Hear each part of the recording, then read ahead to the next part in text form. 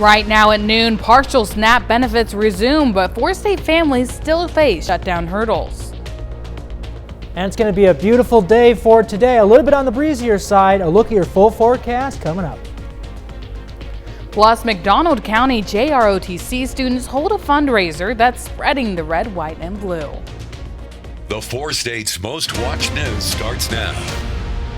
The Missouri Supreme Court heard arguments yesterday that could spare the life of a man who brutally abducted, sexually assaulted, and murdered a 10-year-old Southwest Missouri girl. This is KLEM News at Noon. I'm Samantha Walker.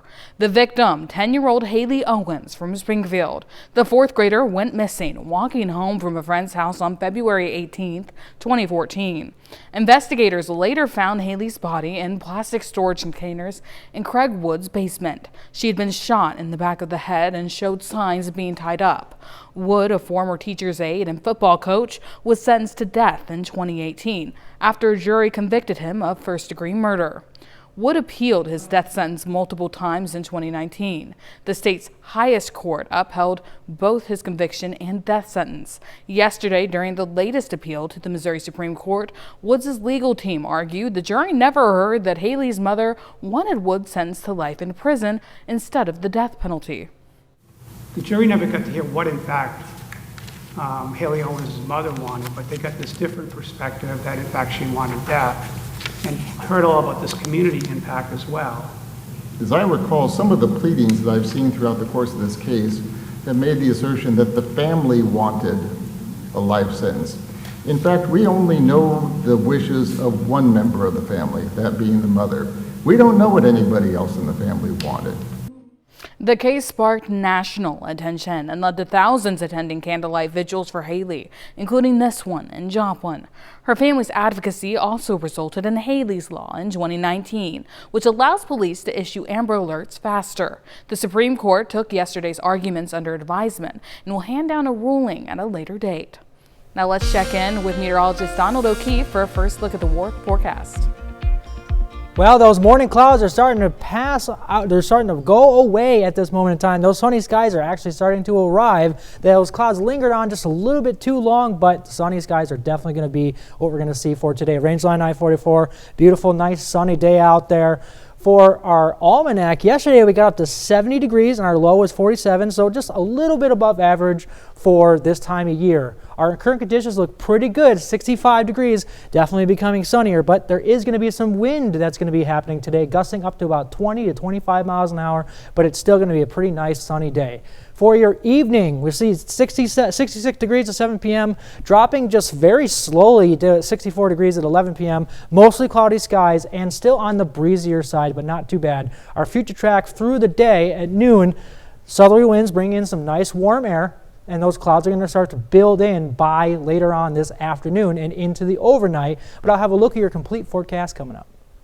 Thanks, Donald. As the government shutdown continues, many area families who rely on SNAP benefits are still waiting for help. The USDA gave states guidance on issuing partial SNAP payments, but there are still other hurdles. According to the Missouri Department of Social Services, their computer system isn't designed to issue partial payments. A partial payment isn't something they've done before.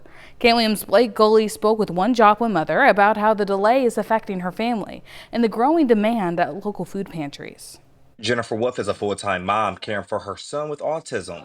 She says the shutdown has made it harder to manage daily expenses, especially when it comes to putting food on the table. The minute I got a job, his disability started lowering. Food stamps were taken away. Now I have to pay for things on Medicaid. And they talk about how government assistance is supposed to be a hand up and not a handout, but they haven't made it that way. You can't get a hand up when the minute you start an income, they take everything away. Here at Cross Lines in Joplin, the demand for food assistance has jumped nearly 60% from this time last year. The director says families that once visited once every 90 days are now allowed to come once in November and December. It's a movement to help bridge the gap left by the partial SNAP payments. With the way that prices are rising because of everything they're doing, a partial payment isn't going to even get people a partial month of food. And that's what nobody's really starting to realize. And then there's people with food allergies, like myself. My son and I are both lactose intolerant, and It's a sacrifice that I've had to make, that to just get normal milk because we can't afford to have the soy milk or the almond milk for a full month. Jennifer is thankful for organizations like Crosslines for stepping in during her time of need. In Joplin, Blake Gully, KOAM News. Missouri DSS officials say once they're able to issue partial payments, they'll be loaded onto EBT cards like before. They're still working on a timeline for when SNAP benefits will be distributed. Well, Southeast Kansas Incorporated is holding a housing conference at the SAK Impact Center in Chanute. The two-day event features a variety of sessions and speakers from the community to discuss solutions regarding accessible housing, especially for those who work in the area. Coming in from other states and other counties, they're working here and then they're going home. It's up to us to come together to put a housing system in the entire Southeast region that keeps them here when they get that paycheck. The discussions included national trends that leaders hope to use to better the situation. Featured speakers included representatives from the Kansas Department of Commerce as well as the city of Coffeyville. Members of the McDonald County JROTC program are holding a unique patriotic fundraiser just in time for Veterans Day. They're putting up flags around Anderson, Missouri. As KOAM's Ty Parks explains, the project is both a fundraiser and an act of service. So all around the county, we plant flags in honor of the veterans who serve here, at home, or on foreign soils. These JROTC cadets are proud to plant the flag at local businesses as a fundraiser. To me, the American flag represents the home of free, and it gives honor to all those who serve to this day. Honey Pop's Restaurant is a local business that supports the JROTC program whenever it can. Basically, it installs the traits and characteristics that you want in that next generation of children. Honesty, honor, integrity, every bit of that. I mean, that's core values of ROTCs. Every flag planted represents something to these cadets. Every flag I plant feels like another soldier I helped. And I always love to help my soldiers because they are going to be my brothers in arms as well. The money raised goes to help replace torn flags for the Field of Flags, as well as to go pay for meals when the cadets are doing community service. Both of these cadets have taken the oath to enlist in the military. Pride, it means a lot to serve and help us pick up after the ones who've served before us. I like the idea that I am taking on a legacy that many have started, and I will hopefully help be a part of this legacy. In Anderson, Missouri, Ty Parks, KOAM News. Businesses we spoke with say they're proud to have the flags displayed in their yards and support the JROTC program. Well, coming up, an uptick in write-ins had officials in two southeast Kansas counties counting votes through the evening and into the morning. And later, we're making caramel apple cupcakes in the Mr. Food Test Kitchen.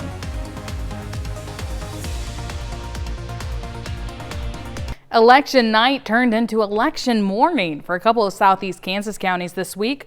The reason, a flood of write-in candidates that delayed ballot counting well past midnight. KOAM's Mitch Adams explains how write-in votes can slow down the entire election process. In a local election, if no one runs for an open position, it is up to the citizens to write in a candidate to do the job. But with that comes potential delays, slowing down the process of verifying election results. Out of the 2,249 registered voters in Woodson County, 450 ballots were cast, with over 200 of those ballots voting for a write-in candidate. If a name is written in and they can tell that was the intent was to vote for that person, we still have to count it even if our machines don't count it. And so that takes a significant amount of time. Oftentimes, people will fill the line with a fictitious character or nickname, which could have an effect on how fast finalized results come out. That's where our write-in board kind of can determine, like, they'll still list that person, but when we're going through and doing our voter checks, we know, like, Donald Duck doesn't really exist. And so, we'll be able to establish that and have it on our records that, yes, we did have this vote, but they're not an eligible person for that position. Most Kansas counties will certify their election results within the coming weeks. Reporting in Woodson County, Kansas, Mitch Adams, KOAM News. We emailed questions about similar delays to the Bourbon County clerk, and we're still waiting for a response. We'll still to come on KOAM News at noon. Mr. Food. All the taste of a caramel apple without all the mess. Now, that sounds like something you're not going to want to miss. And a beautiful end to the work week, but a cool down is coming this weekend. A look at your full forecast after the break.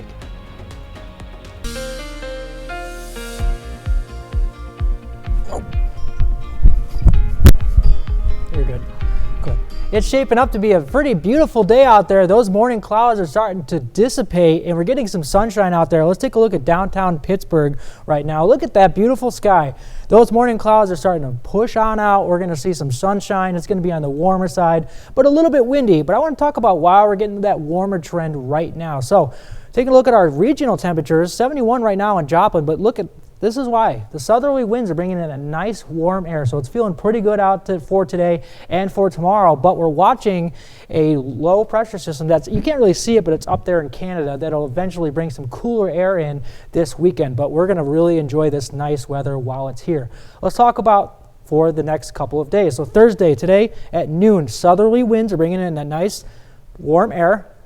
Skies are pretty clear for pretty much most of the afternoon, but there is going to be some increasing clouds as we get to about 4 o'clock and also through the evening time as well. Still some southerly winds, still a little bit on the breezier side, but mostly cloudy conditions through Thursday night and also into Friday morning. It is moving a tad bit slow, but by the time we get to 5:30 tomorrow morning for Friday, we're going to see mostly cloudy skies as you're waking up. So there you go. So still a little bit of southerly winds, but there's those northerly winds coming in. So we're going to see a little bit of a cool down, but it's still going to be a nice day for tomorrow. But for our current conditions, not too bad. 65 degrees outside. Those winds are still going to be around. We're going to see winds about 10 to 15, 20 miles an hour, gusting up to about 20 to 25. So still a nice day, so don't let those winds deter you. Our high for today is going to get up to about 73, mostly sunny and breezy. So a pretty nice day if you want to get out for a nice walk in this afternoon and even in the evening time. For tonight, our low is going to get down to about 55, mostly cloudy. On the cooler side, still some winds are going to be hovering around. And like I said, those clouds this evening are going to be like a blanket for why it's going to stay in the 50s for an overnight low. Not too bad. So planning ahead for tomorrow, still a pretty nice day. 72 degrees, sunny skies. A really nice day before we get into the weekend. This is what I wanted to talk about, that colder air that's starting to come in. So for Saturday, you can see the drops for overnight low, getting down to 24 on Sunday and then 31 degrees on Monday. So it's definitely going to be pretty cold by the latter part of this weekend. So nice weather, cool down definitely coming. Definitely a hard freeze is going to be associated with that colder air that's coming behind that front this weekend. All right, taking a look at our 10-day here. Today, 73 degrees on the breezier side. Tomorrow, mild, still pretty nice at 72. Saturday, 68, still pretty nice, but then we drop down. See 45 on Sunday, and here's where we're seeing those colder temperatures overnight, 24, 31, and only warming up to 49 on Monday. So it's going to be definitely pretty cold as we go through the beginning part of next week. But then we do have a little bit of a warm up by Tuesday and then back to upper 60s on Wednesday. And then we could possibly see another warm up by about Thursday, getting up into 70s as well. That's still a little bit far out at this moment, but it looks pretty good for the end of our work week. But that cold is coming this weekend. So I, appreciate this warm, unseasonably warm, it feels like, November weather while we have it. Yes, because, we're definitely starting to feel the cold slowly making its way in. But I was asking for cooler temperatures before, and I was like, I want to bring out my sweaters, so it's coming, so I guess I should enjoy the 70s now and, say, I asked for this whenever the 20s start to hit. Yeah. But you could possibly look for another warm trend next week, so that's something to look forward to. Well, thanks so much, Donald. Stick around. We're making caramel apple cupcakes in the Mr. Food Test Kitchen. We'll be right back. Enjoy the taste of everybody's favorite caramel apples in this no-fuss form that's a cupcake on a stick. Howard shows us how to make it in the Mr. Food Test Kitchen. For many of us, an ooey-gooey caramel apple is the perfect treat this time of year. Well, that is, unless you have to make one, or we got all that caramel stuck in our teeth. Well, we've come up with a recipe that gives you all the flavors of a caramel apple without all the fuss. And it goes like this. We start by preparing a spice cake mix according to the directions, except we stir in some chopped Granny Smith apples. Once that's mixed, we spoon the batter into muffin tins and bake them off. After they bake and cool, we melt some caramels with evaporated milk and stir it until it's smooth. Now for the fun part, we spoon this over the cupcakes before sprinkling on some chopped peanuts. You're going to want to press the peanuts slightly into the caramel so they stick. Now, to make them even more like an old-fashioned caramel apple, we put popsicle sticks in each one, and we're done. As you bite into this, you're going to be amazed at how much it tastes like the real thing, between the tartness of the apples, the ooey gooiness of the caramel, and the crunch of the nuts. I do hope you'll go online to get our recipe for caramel apple cupcakes so you can enjoy the taste of the season without all of the work. I'm Howard in the Mr. Food Test Kitchen with what looks like a few others, looking for a neater and a sweeter way for you to say, ooh, it's so good. You can find this recipe along with a lot more good food from the Mr. Food Test Kitchen online. Just go to our website at KOAMnewsnow.com. Now here's a look at the Forest State market prices. It's shaping up to be a pretty nice day, as you can see from our 10-day. We're going to get up to 73 degrees on the breezier side. Things are going to be pretty nice tomorrow for Friday, but there is a cool down coming on Sunday, bringing frost and freeze-like temperatures. And then that sticks around on Monday and then warming up gradually by the middle part of next week. So let's enjoy this nice weather while it's here before this cold weather starts to set in this weekend. Yeah, absolutely. Can't ask for a nicer November. It's true. Well, what do you have coming up for us at 5? Lots coming up at 5. For starters, a new surgical intervention has allowed a toddler to temporarily survive without a heart. The child's heart was failing fast and traditional treatments just weren't working. That's when the desperate family turned to a team creating a first-of-its-kind intervention. Plus, area youth get a chance to learn firsthand about Southeast Kansas's rich pioneer history and heritage at Cato Days, and how the senior property tax freeze in Jasper County might impact area political subdivisions. Hope you'll join us for those stories. A lot more, of course. It's coming up today, KOAM News at 5. Well, those all sound great, Dow. Thank you so much. Well, that's the news for now. Thank you for joining us for KOAM News at noon. Have a great afternoon.